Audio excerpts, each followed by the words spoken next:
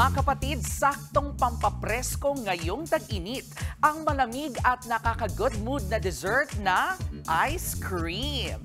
Ang classic panghimagas na ito, alam niyo po bang isa sa mga sinaunang dessert sa kasaysayan? Sa mga tala, walang makapagsabi ng eksaktong pinanggalingan ng ice cream. Pero sabi po ng ilang historian, as early as 200 BCE, may frozen treat na noon sa China. Tapos around 12th century, sinasabing dinala ito ni Marco Polo sa Italy.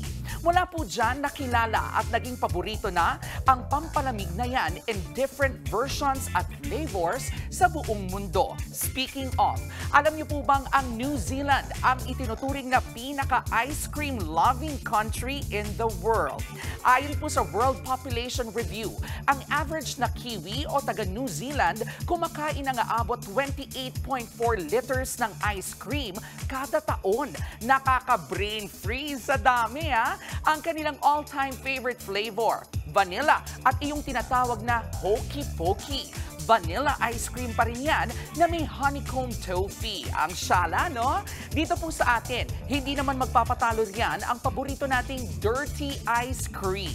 Sabi po ng food experts, yan ang tawag dyan dahil madalas ibinebenta ito sa mga kalsada, sa makikitid pero makukulay na mga kariton. Talaga namang classic Pinoy icon.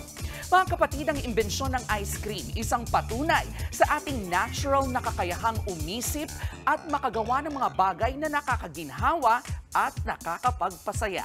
Very true sa ating laging paalala na ang K-Alaman ay K-Yamanan. K? Okay. Mga kapatid, ito po ang inyong K-Alaman Queen, Kalad Karen. Always remember na ang K-Alaman ay K-Yamanan. Kaya para sa latest showbiz news at dagdag impormasyon, mag-follow at mag-subscribe sa social media pages ng News 5. Okay?